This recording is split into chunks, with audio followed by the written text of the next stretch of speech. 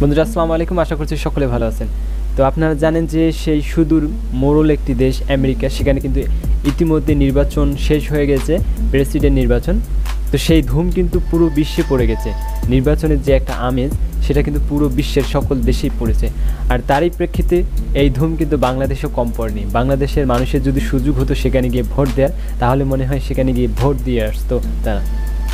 তো বাংলাদেশের মানুষের মধ্যে কেন এরকম একটা উত্তেজনা বা কেন এই নির্বাচন নিয়ে তাদের এত কৌতূহল, তো আমি সেটাই আপনাদের সাথে একটু শেয়ার করব। আপনারা জানেন যে যদি বাংলাদেশের মানুষ ডোনাল্ড ট্রাম্পের কথা বলি, কিন্তু কখনোই বাংলাদেশের মানুষ তাকে সাপোর্ট করবে না। বাংলাদেশ 95% মুসলিম কান্ট্রি হয়ে কখনোই ডোনাল্ড ট্রাম্পকে বা বাইডেনকেও যদি আমরা বলি যে মুসলিমের ক্ষেত্রে সে কতটুকু আশাবাদী, তা হয়তো ভাবার বিষয়। তো আশা রাখছে সবাই যে বাইডেন হয়তো ডোনাল্ড ট্রাম্পের মতো পাগল ছাগলামি করবে না, কারণ ডোনাল্ড ট্রাম্প যেসব কথাবার্তা বলেছিল তা হয়তো আমাদের মুসলিম কমিউনিটির ক্ষেত্রে অনেকেই মানতে পারে না। আর এটা না মানারই কথা। তার যে কথাবার্তা, যে একটা কি বলবো, সবসময় একটা আক্রমণাত্মক মনোভাব তার মাঝে, সবসময় পাগল ছাগলামির মধ্যে দিয়েই কথাবার্তা বলে যায়। তো তারই প্রেক্ষিতে একটা পরিবর্তন কিন্তু দরকার ছিল এই আমেরিকায় বা এই যুক্তরাষ্ট্রে। যে সেই সুদূর আমেরিকা রাষ্ট্রে যখন নির্বাচন হচ্ছে, তখন উত্তেজনা ছড়িয়ে পড়েছে কিন্তু বাংলাদেশ থেকে বিশ্বের অন্যান্য সকল দেশে। কেননা পৃথিবীর মধ্যে, বিশ্বের মধ্যে শক্তিশালী একটি রাষ্ট্র এই যুক্তরাষ্ট্র, যখন একটা বড় রাষ্ট্র নির্বাচন হয়ে যাচ্ছে, এর দিকে নজর রাখছে বিশ্বের সকল দেশ। তো সেখানে যেভাবে প্রেসিডেন্ট নির্বাচন হয়ে থাকে গতানুগতিক গণতান্ত্রিক দেশে, ঠিক সেরকম নির্বাচনের একটু আলাদা নিয়ম কিন্তু তাদের সেখানে। তো সেখানে অধিক সংখ্যক ভোট যদি কোনো প্রার্থীর পক্ষে পড়ে যায়, তবু কিন্তু সেখানে কোনো প্রেসিডেন্ট নির্বাচিত হওয়ার সুযোগ থাকে না। কেননা তাদের দেশে নির্বাচিত হতে হলে সেখানে 270টি ইলেকট্রাল কলেজ ভোটে নির্বাচিত হতে হবে, তবেই সে প্রেসিডেন্ট নির্বাচিত হবে। তো আপনারা এখনও পর্যন্ত জানেন যে ডেমোক্রেট প্রার্থী জো বাইডেন 270 ইলেকট্রাল ভোটের প্রায় কাছাকাছি পৌঁছে গিয়েছে এবং এখনও পর্যন্ত তিনি 264টি ইলেকট্রাল কলেজ ভোটে এগিয়ে আছেন। তবে ইতিমধ্যে কিন্তু ডোনাল্ড ট্রাম্প ঘোষণা করে দিয়েছে যে সে এই নির্বাচন কারচুপি হচ্ছে বা ভোট কারচুপির ঘটনা বলে সে আদালতের হস্তক্ষেপ করবে বা আদালতে যাবে, সুপ্রিম কোর্ট পর্যন্ত এই নির্বাচনকে নিয়ে যাবে। তো ডোনাল্ড ট্রাম্প এই নির্বাচনকে সুপ্রিম কোর্ট নিয়ে যাওয়া পর্যন্ত একটা কারণ আছে এখানে, আমি আপনাদের বলি। ডোনাল্ড ট্রাম্প সুপ্রিম কোর্ট যদি এই নির্বাচনের ফলাফলটি নিয়ে যায়, তাহলে সে একটা আশা আঁকে বা সে একটা আকাঙ্ক্ষা করতে পারে যে সুপ্রিম কোর্টের রায়ে সে জয়ী হতে পারে। কেননা আপনারা জানেন সুপ্রিম কোর্টের যে 6 জন বা যে 9 জন আছে আইনজীবী, তাদের মধ্যে কিন্তু প্রায় 6 জনই বলতে গেলে ডোনাল্ড ট্রাম্পের পক্ষে বা ডোনাল্ড ট্রাম্পের দলভুক্ত।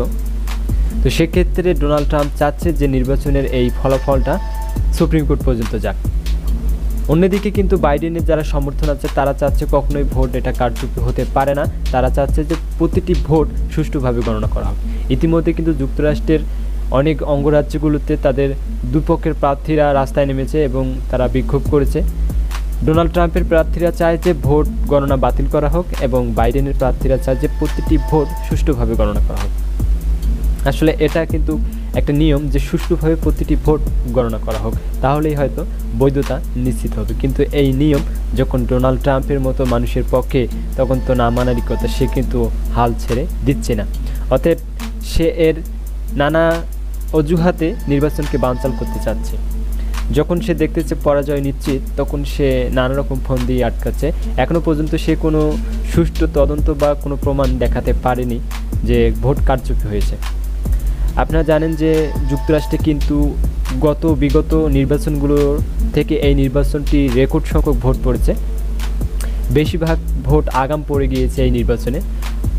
প্রায় 90% ভোট কিন্তু বলতে গেলে কালেক্ট হয়েছে ডাকযোগে। সেই ডাকযোগের ভোটগুলোকে নিয়ে কিন্তু এই ট্রাম্প নানা রকম একটা নানা রকম একটি ফন্দি তৈরি করতে যাচ্ছে। যে ডোনাল্ড ট্রাম্প বলতেছে ডাকযোগে যে ভোটগুলো এসেছে সেগুলোতেই নাকি কারচুপি হওয়ার সম্ভাবনা আছে। সে চাচ্ছে এই ভোটগুলো সুষ্ঠুভাবে নির্বাচন করা স্থগিত করে দেওয়া। ডোনাল্ড ট্রাম্প চাচ্ছে যে ডাকযোগে যে ভোটগুলো এসেছে সেগুলো সুষ্ঠুভাবে গণনা করা হচ্ছে না। তা না হলে সে নাকি অনেক আগেই জয়ী হতে।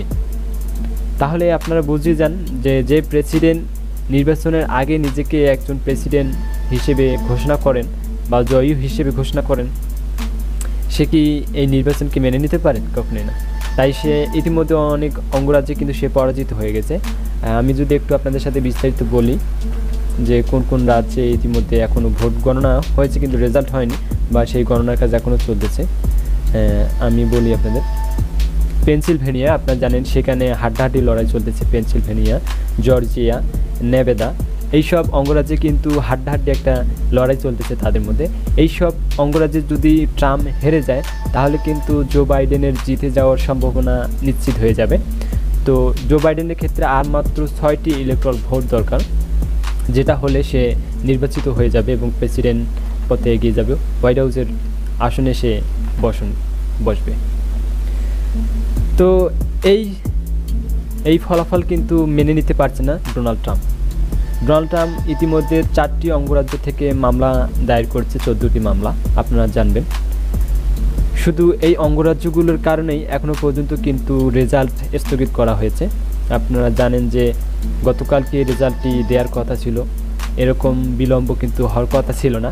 কিন্তু ডোনাল্ড ট্রাম্প যখন নানাভাবে ফন্দি বা অজুহাত তুলছে, কিন্তু তারই প্রেক্ষিতে দেশ জুড়ে কিন্তু নিরাপত্তা জোরদার করা হয়েছে। সেখানে একটা আশঙ্কা করা হচ্ছে যে দেশের মধ্যে অরাজকতা সৃষ্টি হতে পারে। আপনারা জানবেন যে অনেক অঙ্গরাজ্য থেকে অনেক মূল্যবান দ্রব্য সামগ্রী অনেকেই সরিয়ে নিয়েছে, দোকানপাট বন্ধ রাখা হয়েছে। তো তারই প্রেক্ষিতে কিন্তু এই নির্বাচনটিকে নানাভাবে বানচাল করতে চাচ্ছে ডোনাল্ড ট্রাম্প। জো বাইডেনের পক্ষে এত সাপোর্ট থাকার পরও সে সুষ্ঠু নির্বাচনের মাধ্যমেই নির্বাচিত হতে চাচ্ছে। তারই জন্য তার প্রার্থীরা ইতিমধ্যেই মাঠে নেমেছে বা রাস্তায় নেমেছে। তারা চাচ্ছে যে সুষ্ঠুভাবে এই ভোটগুলো গণনা করা হোক, কেননা জো বাইডেন তো অনেকখানি এগিয়ে গিয়েছে প্রেসিডেন্ট নির্বাচিত হওয়ার পরে। তবে কিন্তু ডোনাল্ড ট্রাম্পের কথাটা যদি বলি, তা কিন্তু একেবারে উড়িয়ে দেওয়া যাবে না। এখনও অনেক অঙ্গরাজ্যে ভোট গণনা শেষ হয়েছে, রেজাল্ট হয়নি। তো সেক্ষেত্রে বলতে গেলে প্রতিটি ভোটে সুষ্ঠুভাবে নির্বাচিত হয়েছে প্রত্যেকটা জায়গায়, কিন্তু ডোনাল্ড ট্রাম্প নানাভাবে ক্ষমতায় যাওয়ার জন্য নানা ফন্দি তৈরি করছে। আপনারা জানেন যে মোট 538টি ইলেকট্রাল কলেজ ভোটের মধ্যে প্রেসিডেন্ট নির্বাচিত হতে প্রয়োজন মাত্র 270টি। তার মধ্যে Pennsylvania, Nevada, North Carolina, Georgia ও আলাস্কা এখনও ফলাফল স্পষ্ট হয়নি। এসব অঙ্গরাজ্যে কিন্তু তাদের দুই প্রার্থীর মধ্যে একটা হাড্ডাহাড্ডি লড়াই চলতেছে। তো এই ছিল আমার কাছে বিস্তারিত ইউএস নির্বাচনের। তো আমি আরেকটু বলি যে আমাদের মতো বাংলাদেশ বা পার্শ্ববর্তী দেশ ভারত, তাদের যে ভক্ত আছে ডোনাল্ড ট্রাম্প, বাইডেন, তাদের মধ্যে যে একটা উত্তেজনা দেখা গিয়েছে যে ভারতের মতো দেশে তার ট্রাম্পের যে ভক্তরা আছে তারা কিন্তু ইতিমধ্যে মন্দিরে তার মূর্তি বানিয়ে পূজা করা শুরু করে দিয়েছে যে ট্রাম্প যাতে জিতে যায়। এমনকি তারা এটাও বলেছে যে শেষ পর্যায়ে গিয়ে ট্রাম্পই নাকি সেই সুদূর যুক্তরাষ্ট্রের প্রেসিডেন্ট নির্বাচিত হবে। তো জানি না সেটা কতটা সম্ভব, আর সম্ভব হলে কিভাবে সম্ভব হবে তা হয়তো আমরা দেখব। রেজাল্ট যেহেতু এখনও আসেনি, তো আমরা চাই যে আমরা যারা মুসলিম কান্ট্রি আছি, যা মুসলিম জনগোষ্ঠী আছি, তারা কিন্তু চায় যে একটু পরিবর্তন হোক, যুক্তরাষ্ট্রের নির্বাচনে একটু পরিবর্তন আসুক। ডোনাল্ড ট্রাম্প অনেক পাগল ছাগলামি করেছে, তো এর একটু পরিবর্তন দরকার। তারা চাচ্ছে যে জো বাইডেন কি পরিবর্তনটা করতে পারে, তারা একটু এই জো বাইডেনের উপর আশ্বাস বা নিজের একটা ভরসা কিন্তু রেখেছে। তারই প্রেক্ষিতে তারা চাচ্ছে যে জো বাইডেন এবারে প্রেসিডেন্ট নির্বাচিত হোক। তা আমরাও চাই জো বাইডেন প্রেসিডেন্ট নির্বাচিত হোক। তার উপর মুসলিম বিশ্বের কতটা আস্থা বা কতটা বিশ্বস্ত রাখতে পারবে সেটাই এখন দেখার বিষয়। তো পরবর্তী ভিডিওর মাধ্যমে আমি আরও বিস্তারিত আপনাদের সাথে শেয়ার করব। ততক্ষণ পর্যন্ত অপেক্ষা করুন, আর প্রেসিডেন্ট নির্বাচিত হওয়ার ফলাফল প্রকাশের সঙ্গে সঙ্গে আমি আপনাদের মাঝে একটা ভিডিও পোস্ট করব। তো ভালো থাকবেন, সুস্থ থাকবেন, আল্লাহ হাফেজ।